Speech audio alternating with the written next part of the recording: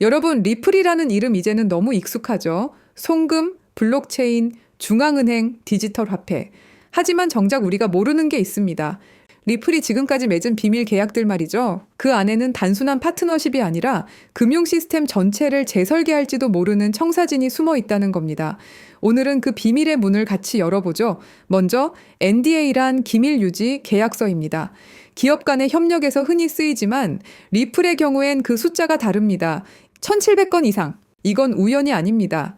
각 계약의 배후에는 블랙록, JP모건, 스위프트, DTCC 같은 글로벌 금융의 최상층이 있습니다. 이들은 리플과 함께 움직이지만 아무도 그 내용을 말할 수 없습니다. 왜일까요? 그 이유는 간단합니다. 리플의 기술이 단순한 송금이 아니라 결제의 근본 구조를 바꾸는 기술이기 때문입니다. 자, 쉽게 말하면 우리가 지금 은행에서 보내는 돈이 리플의 네트워크를 거치게 되는 순간 세상 모든 거래의 경로가 새로 짜이게 되는 거죠. 여기서 중요한 인물이 등장합니다. 바로 JP모건. 리플의 잠재적인 라이벌이자 때로는 협력자이기도 하죠. JP모건은 내부 보고서에서 이렇게 언급했습니다. 리플은 국경 간 결제의 핵심 축이며 디지털 신원 구축의 주요 파트너다라고 말입니다. 이게 무슨 의미냐면 JP모건은 리플을 경쟁자로 본 게 아니라 기존 금융 시스템을 연결해줄 열쇠로 본 겁니다. 여러분, 여기서 포인트는 디지털 신원인데요. 이건 단순히 송금이 아니라 사람의 신원과 돈의 흐름이 하나로 통합되는 시스템입니다. 리플은 이미 이 길을 걷고 있죠. 다음은 DTCC. 이름은 생소하지만 이곳은 월가의 심장입니다. 전 세계 금융 거래의 90% 이상이 이 기관을 거칩니다. 그 규모는 어떨까요? 놀라지 마세요. 무려 2 쿼드라일리언, 한화로 28경원 수준이 됩니다. 그런데 이 DTCC의 결제 시스템이 리플을 통해 연결된다는 특허 문서가 이미 공개됐습니다. 여기서 우리가 주목해야 할 건 리플이 이미 월가의 구조 안에 들어가 있다는 점입니다. 다시 말해 리플은 코인 시장의 외곽이 아니라 전통 금융 시스템의 안쪽 깊숙이 자리 잡고 있다는 것입니다. 자, 이제 무대를 조금 더 넓혀보죠. 세계경제포럼, WEF는 이미 디지털 신원과 토큰화를 미래 금융의 핵심으로 보고 있습니다. 그리고 WEF의 보고서엔 XRP 원장에서 10억 달러가 토큰화됐다는 구절이 등장합니다. 우연일까요? 아닙니다. 리플이 토큰화된 자산, 즉 RWA 시장의 중심 축으로 진입한 겁니다. 그리고 블랙록, 세계 최대 자산 운용사죠.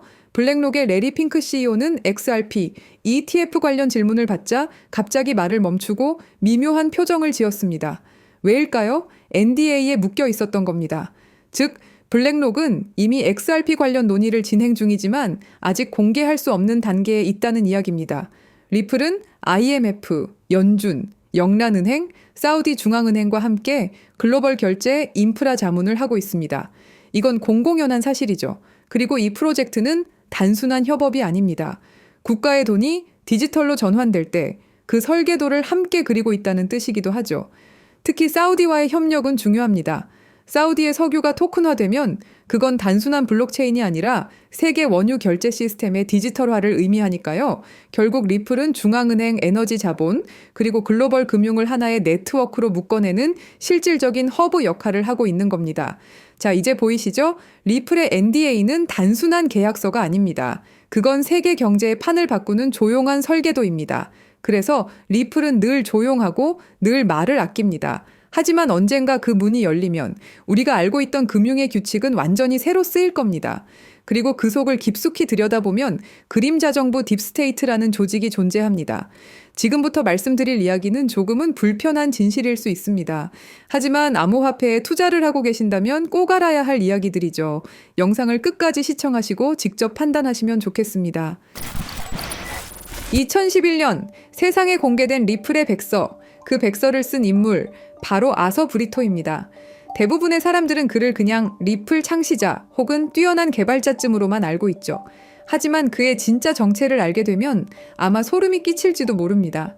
아서 브리토는 철저히 베일에 쌓인 인물입니다. 리플의 공동 창립자이자 핵심 개발자였지만 그의 얼굴을 본 사람조차 거의 없습니다. 지금도 연락이 닿는 건 극소수 리플의 초기 개발팀 정도라고 알려져 있죠. 그런데 여기서부터 이야기는 이상하게 흘러갑니다. 브리토는 과거 미국 국방부 산하 첨단기술연구소인 다르파와 협력했고 심지어 NSA, 미국 국가안보국의 자문위원으로도 활동한 경력이 있다는 겁니다. 그리고 놀라운 건 현재 리플의 최고 기술 책임자이자 수석 개발자인 데이비드 슈워츠 역시 바로 NSA 출신입니다. NSA가 어떤 곳인가요? 2013년 내부 고발자 에드워드 스노든이 세상에 폭로한 그 이름, 미국 전역을 대상으로 불법 감청과 감시를 벌이던 그야말로 딥스테이트의 핵심 정보기관으로 지목된 바로 그 조직입니다. 여기서 우리가 주목해야 할 건 이건 더 이상 단순한 개발자의 경력이 아니라는 겁니다. 브리토와 슈워츠는 딥스테이트와 암호화폐를 연결짓는 결정적 인물일 수 있다는 거죠. 그리고 가장 수상한 대목, 아서 브리토는 리플 백서를 발표한 직후 갑자기 세상에서 사라졌습니다. 완전히 말 그대로 증발해버린 겁니다.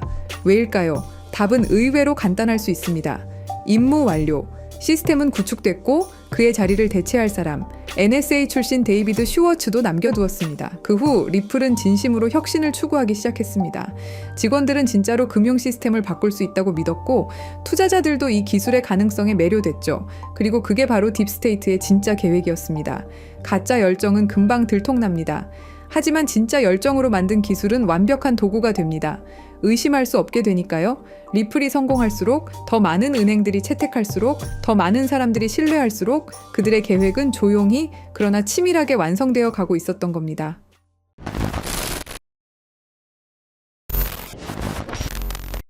사실 리플의 구조는 처음부터 뭔가 이상했습니다. 리플은 RPCA라는 방식으로 거래를 처리합니다. 쉽게 말해 전체 검증자 중 80%가 오케이 해야 거래가 승인되는 구조죠. 그런데 여기서 중요한 개념이 있습니다. 바로 UNL. 이게 무슨 말이냐면 믿을 수 있는 검증자 리스트를 따르는 구조라고 보시면 됩니다. 문제는 그 리스트를 누가 정하느냐는 거죠. 바로 기존 권력자들이 정합니다. 새로 들어오고 싶다면 허락을 받아야만 들어올 수 있습니다. 겉보기엔 마치 모두가 자유롭게 참여하는 개방된 시장 같지만 속을 들여다보면 결국 소수의 권력자들만 투표하는 시스템이죠. 국민 투표합니다라고 해놓고 미리 짜인 대표들만 투표권을 갖고 있는 구조와 다를 바 없는 겁니다. 이 구조 자체가 딥스테이트가 설계한 통제 시스템일 가능성이 있다는 게 저의 생각입니다. 그리고 딥스테이트는 리플에게 계획적으로 시련을 주는데요. 바로 SEC의 소송이죠. 여기서 잘 한번 생각해 보시면 SEC는 수천 개가 넘는 코인들 중에 왜 하필 리플에게 소송을 걸었을까요?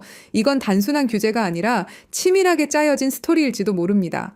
리플은 정부와 맞서 싸우는 암호화폐다라는 이미지를 심어주는 거죠. 그래야 사람들에게 리플은 정부와 싸우는 코인이다라는 이미지를 심을 수 있으니까요. 그리고 여러분도 아시다시피 리플의 승리로 인해서 정부를 이긴 영웅처럼 포장되죠. 그렇다면 딥스테이트는 이 모든 시나리오를 어떤 힘이 있길래 가능하게 할 수 있었던 걸까요?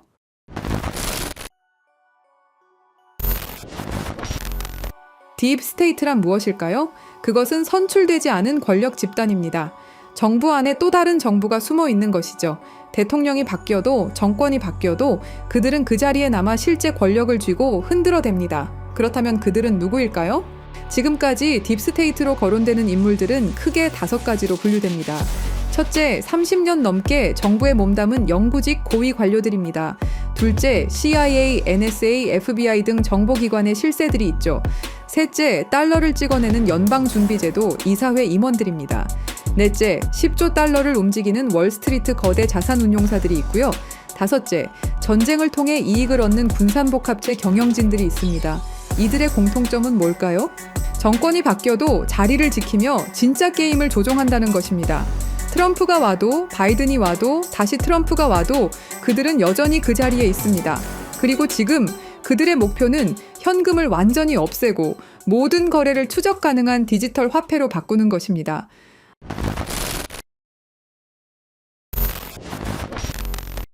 딥스테이트의 궁극적 목표는 현금을 완전히 없애고 모든 거래를 통제 가능한 디지털 화폐로 바꾸는 것입니다. 바로 CBDC 말이죠. CBDC가 왜 무서운지 설명드리자면 이건 단순한 디지털 화폐가 아닙니다. 디지털 감옥이라는 표현이 정확하죠. 모든 거래가 실시간으로 추적되고 정부가 마음대로 통제할 수 있습니다. 가장 무서운 건 프로그래머블 머니 기능입니다. 정부가 우리 돈에 직접 규칙을 심을 수 있다는 뜻인데요. 한국은행에서 실제로 공개한 예시를 보시면 CBDC를 사용할 경우 자녀 용돈 10만 원 중 2만 원은 오락비, 3만 원은 식비, 5만 원은 도서비로만 사용 가능하게 설정할 수 있다고 설명하죠. 예시는 부모가 자식에게 하는 거라고 하지만 이걸 국가와 국민으로 바꿔보면 어떨까요? 정부가 우리의 돈 사용처를 직접 정할 수도 있다라는 거죠. 일본 제품 사지 마라, 특정 지역에서만 써라, 3개월 후에는 자동으로 없어진다 같은 기능이 가능하다라는 겁니다. 상상만 해도 끔찍하죠. 그런데 이게 이미 현실이 된 곳이 있습니다. 바로 중국이죠. 중국의 사회 신용 시스템은 10억 대의 CCTV로 실시간 감시하면서 구매 내역 하나하나로 점수를 매깁니다. 담배 사면 감점, 기저귀 사면 가점, 점수가 낮으면 기차표도 살 수 없죠. 실제로 2020년까지 490만 명이 항공여행 금지, 165만 명이 기차여행 금지를 당했습니다. CBDC가 도입된다면 이런 일이 전 세계로 확산될 것이 분명하고요. 그렇게 된다면 모든 거래 실시간 추적, 언제든 계좌 동결 가능, 사용처를 정부가 제한, 돈의 유통기한 설정, 개인 신용점수에 따른 차별이 가능해지게 됩니다. 이게 딥스테이트가 100년 동안 꿈꿔온 완전 통제 사회죠.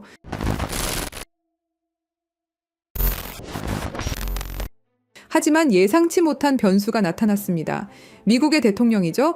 도널드 트럼프는 공식 석상에서 딥스테이트를 자신과 미국을 방해하는 정부 내 숨은 권력 집단이라고 규정해버립니다. 그리고 워싱턴의 기득권 정치 세력과 정보기관들이 뒤에서 조종하며 정책을 방해하고 각종 수사를 만들어낸다고 발언하죠. 트럼프는 이 딥스테이트를 미국의 적이라 말했고 재임 중엔 이들의 기밀 접근을 차단하는 조치도 취했습니다. 딥스테이트를 청산해야 할 내부의 적으로 보고 있고 반드시 제거하겠다고 다짐했었죠. 그러면서 트럼프가 CBDC를 제외시키고 선택한 게 바로 스테이블 코인입니다. 트럼프 대통령은 달러 기반 스테이블 코인은 달러의 지배력을 더욱 강화하는 데 기여할 것이라고 강조했습니다. 그리고 2025년 7월 18일 트럼프 대통령이 지니어스 법에 서명하면서 스테이블 코인의 법적 기반이 완성되었습니다. 이건 딥스테이트의 CBDC 계획에 대한 직접적인 도전장이었죠. 이제 두 시스템이 정면으로 충돌하고 있습니다.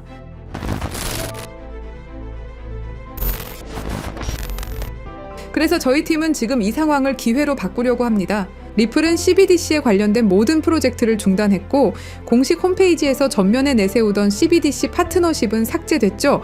그리고 스테이블 코인을 출시했습니다.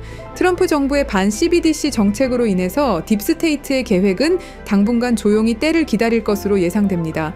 하지만 이게 끝이 아닙니다. 오히려 스테이블 코인 시장으로의 대대적인 자금 이동이 시작될 것이다 라는 판단입니다. 크립토 퀀트에 따르면 달러 기반 스테이블 코인 시장은 지난 1년간 46% 성장했고 세계 최대 스테이블 코인 발행사 테더는 작년에만 130억 달러, 한화로 19조 원의 순이익을 기록했습니다. 그리고 글로벌 투자은행 번스타인은 스테이블 코인 시장이 내년까지 5천억 달러에 도달할 것으로 전망했죠. 이건 지금 시장 대비 4배 이상의 성장을 의미합니다. 그렇다면 스테이블 코인 급성장 시 최대 수혜주는 어떻게 될까요? 여기서 핵심은 스테이블 코인이 폭발적으로 성장할 때 그 생태계를 뒷받침하는 다양한 인프라들이 함께 급등할 것이라는 점입니다. 주목해야 할 플레이어들은 정해져 있습니다. 직접적으로 보자면 서클, 테더, 월드리버티 파이낸셜이 있겠죠. 하지만 투자자 입장에서는 다른 관점을 생각해봐야 됩니다. 인프라 생태계, 여기가 진짜 핵심이라고 할 수 있습니다. 스테이블 코인 거래량이 폭발하게 되면 뒷받침할 다양한 블록체인 생태계에 대한 수요가 기하급수적으로 증가할 겁니다. 현재 주류 체인들로는 절대 감당할 수 없는 수준의 거래량이 몰려오겠죠. 그때 필요로 하는 블록체인 기술은 고성능 레이어 1, 블록체인을 통한 대용량 거래 처리 능력, 레이어 2, 사이드체인 같은 확장 솔루션, 분산형 거래소 프로토콜, 디파이 네트워크, 브릿지 프로토콜 등이 있습니다. 느낌이 오셨나요? 우리는 이 흐름으로 최대 수혜를 받을 수 있는 프로젝트에 투자를 해야 됩니다. 이 중에서도 특히 주목해야 할 프로젝트가 바로 입니다. 이 코인은 지금 어떤 상호 운용성 제공업체보다도 더 많은 블록체인을 연결하고 있고 그 격차는 계속 벌어지고 있습니다. 서클과 같은 주요 기업들과의 파트너십을 통해 USDC와 EURS의 크로스체인 전송을 이미 지원하고 있죠. 파이어블락의 데이터에 따르면 2024년 스테이블 코인은 플랫폼 거래량의 거의 절반을 차지했으며 전 세계 USDC와 USDT 거래량의 상당량이 이미 이 코인을 통해 라우팅되고 있습니다. 이 코인은 30개 이상의 주요 메이저 네트워크를 연결하고 연결된 체인의 수정이 필요 없다는 큰 장점이 있습니다. 전 세계 굵직한 은행 금융기관들과 파트너십은 당연한 이야기죠. 글로벌 블록체인 상호 운용성 시장은 연간 25%에서 30% 성장하여 2030년까지 수십억 달러 규모에 달할 것으로 예상됩니다. 스콧 베센트 재무장관이 공식적으로 언급한 수조 달러 규모의 미국 국채 수요는 스테이블 코인 담보로 들어갈 국채 수요를 의미합니다. 이건 단순한 예측이 아닌 미국 정부의 공식 계획이며 스테이블 코인 시장의 기하급수적 성장을 의미합니다. 결국 이것은 단순한 투자 기회를 넘어서 우리가 어떤 미래에 베팅할 것인가의 문제입니다. 딥스테이트의 완전 통제 시스템은 트럼프로 인해 긴 휴식기에 들어갈 겁니다. 스테이블 코인이 CBDC를 완전히 대체하는 시나리오에서 그 막대한 생태계를 구성하는 핵심 인프라 프로젝트들이 상상을 초월하는 성장을 보일 것은 분명하죠. 스테이블 코인 생태계의 폭발적 성장과 함께 이 코인이 어떤 역할을 할지 함께 지켜보면 좋겠습니다. 그래서 이 중요한 정보를 구독자 여러분께 공유해 드리려고 하는데요. 공유 드리기 전에 아직도 안 누르셨다면 구독과 좋아요로 저희 채널에 힘을 더해 주시길 부탁드리겠습니다. CBDC는 통제사회로 가는 지름길이고 개인의 금융 자유를 제한하는 프로젝트입니다. 우리는 어떻게든 막아내야 합니다. 그렇다면 우리 개인들이 할 수 있는 일은 뭘까요? 스테이블 코인 시장의 발전에 관심을 갖고 신중하게 참여하는 것입니다. 댓글에 기회라고 남겨주시고 010-3378-6658로 기회라고 문자 보내주시는 분들에 한해서 구독자분인 거 확인하고 이 코인의 정보 한 분도 빠짐없이 공유 드리도록 하겠습니다. 010-3378-6658로 기회라고 단 두 글자 보내주시면 됩니다. 끝까지 시청해주셔서 감사합니다.